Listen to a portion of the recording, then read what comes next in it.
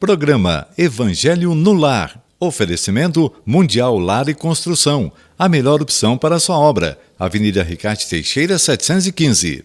Agropan, um bom amigo do produtor rural. Avenida Senador Bueno Brandão, 139.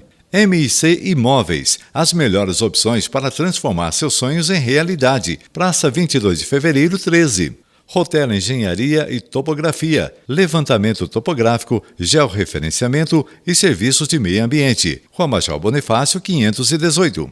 Mineirada Congelados, Rua Bordeaux, 116, Jardim Videiras. RTI Informática.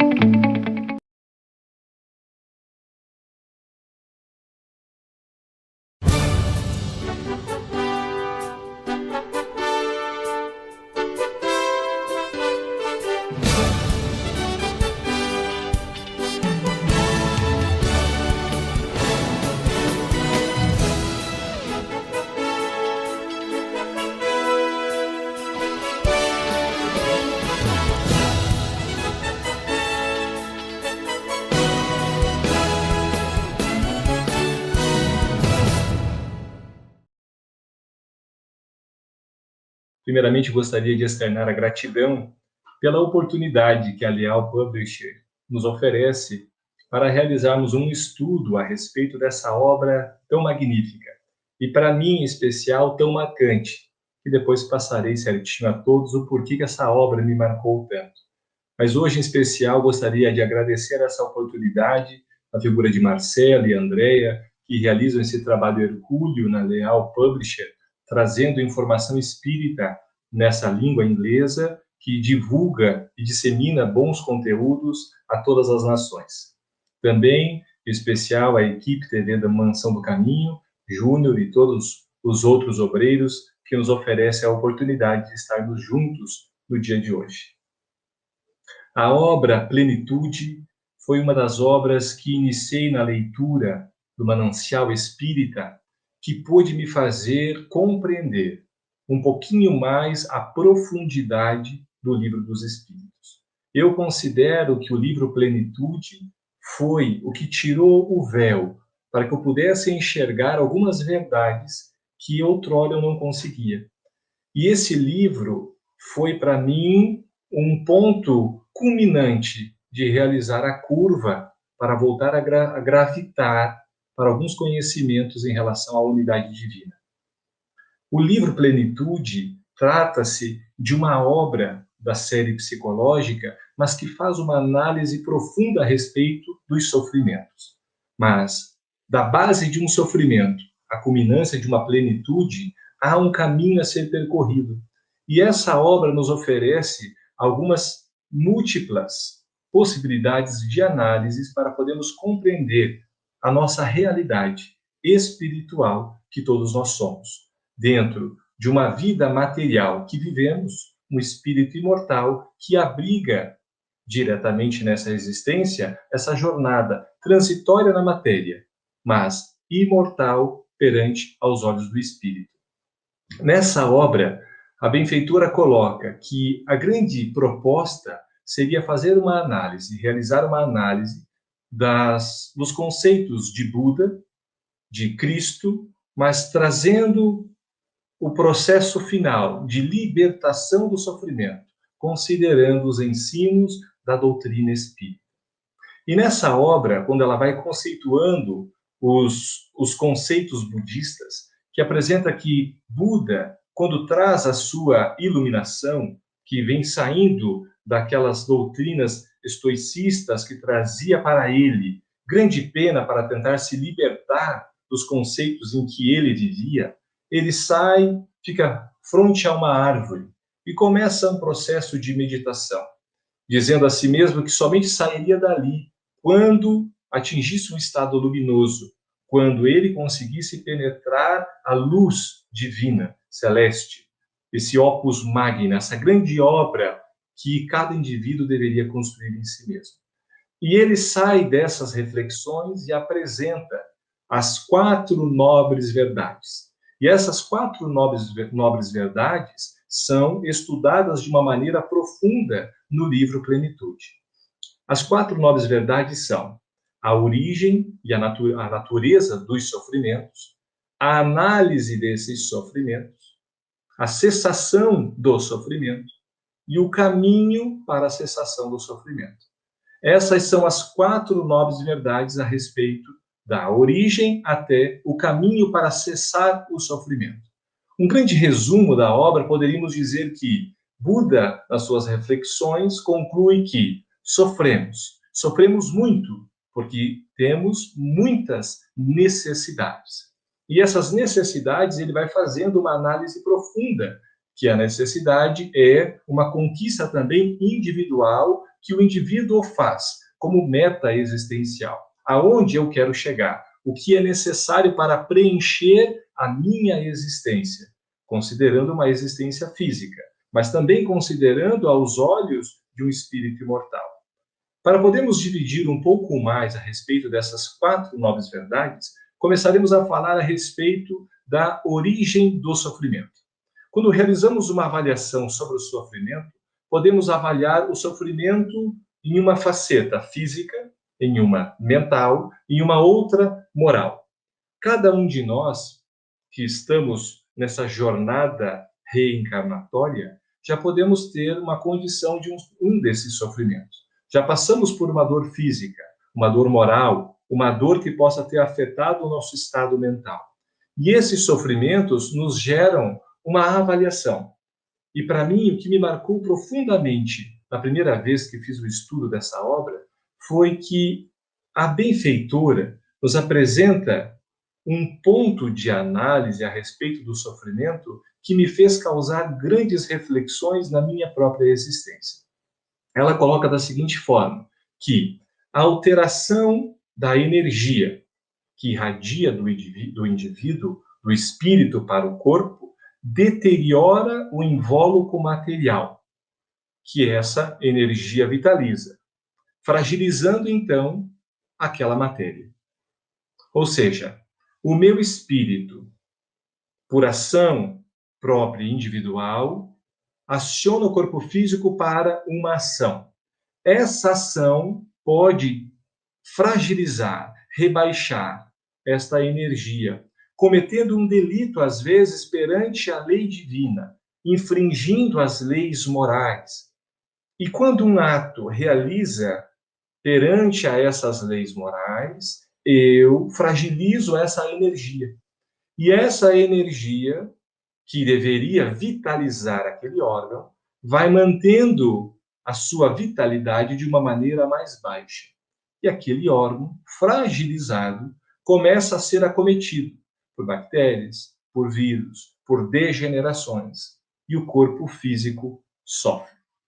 Mas, como estamos falando de uma origem de sofrimento, a origem começa de uma ação do indivíduo, da mente, do espírito, do ser, e não do corpo físico.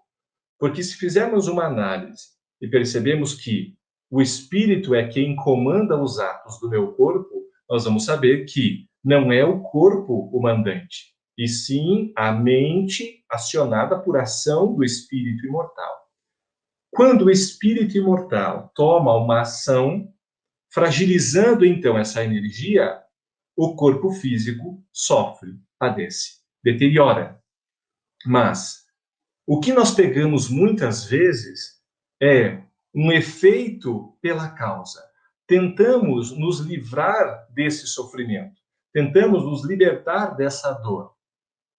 Matamos os vírus, matamos as bactérias.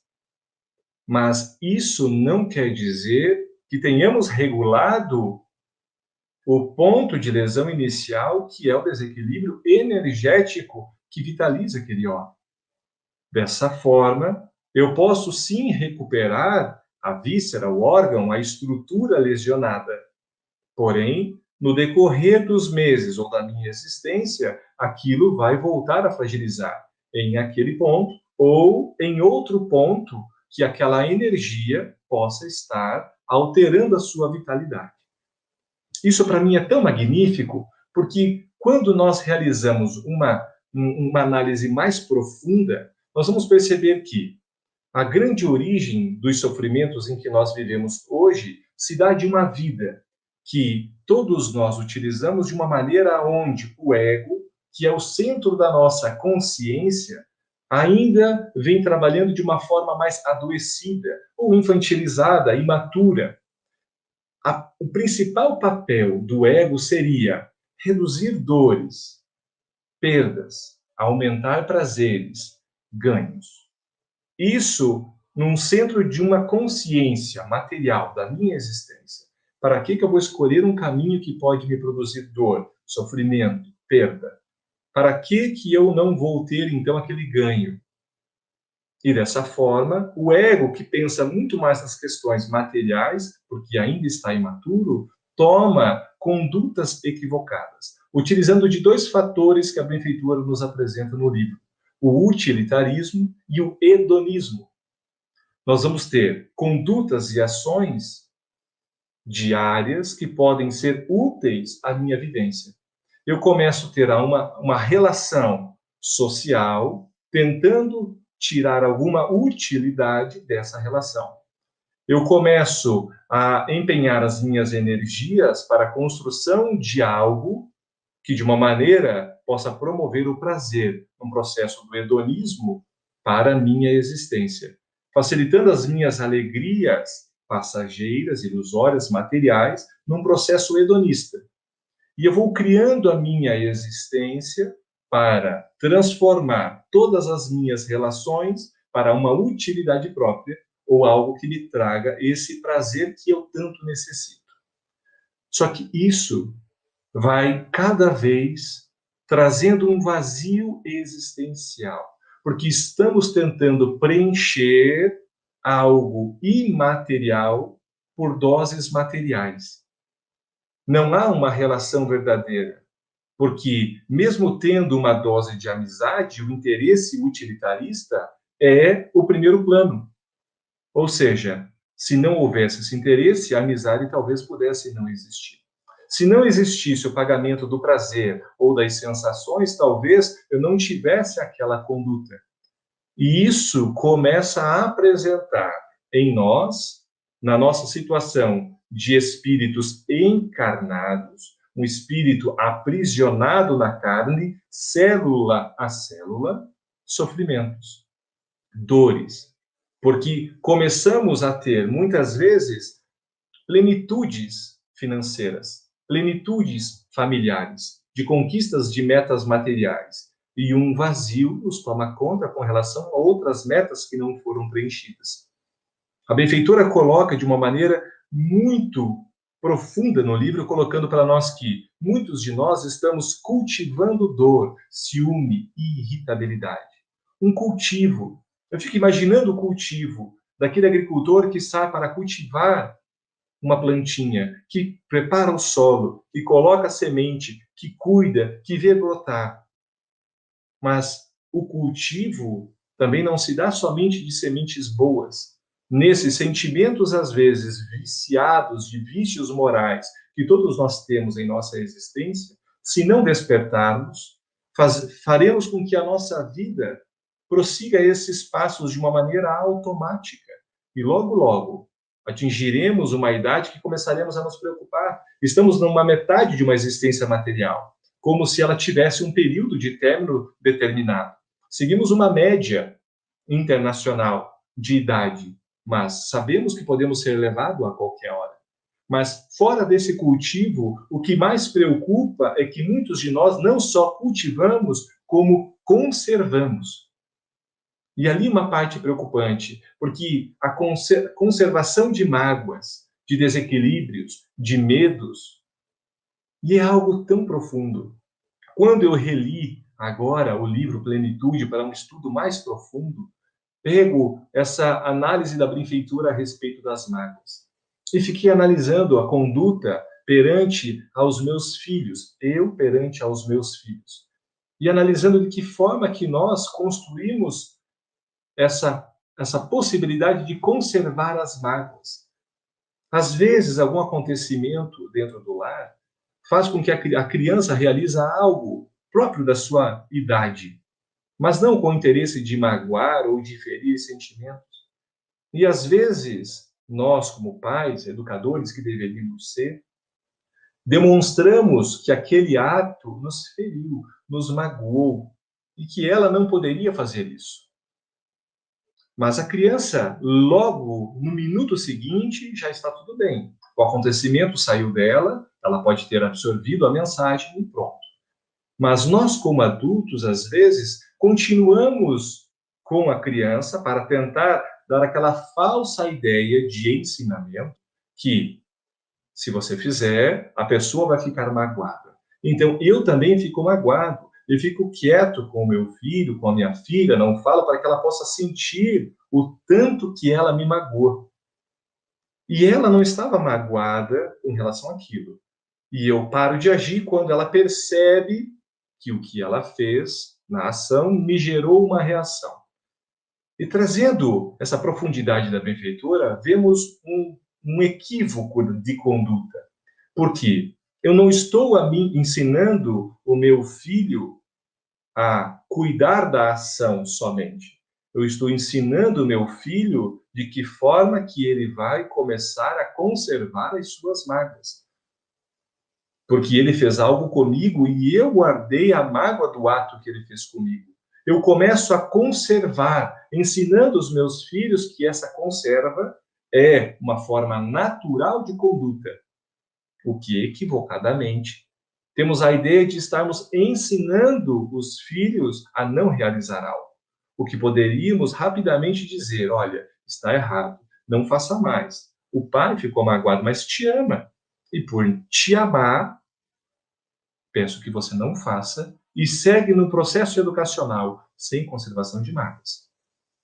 Porque isso é algo que ele precisa aprender que não é necessário conservar. Porque logo mais à frente, quando um amigo ou alguém tiver uma conduta equivocada com ele, ele vai saber a diferença de conservar uma mágoa ou de perdoar um amigo. Mas que exemplo ele teve dentro do lar?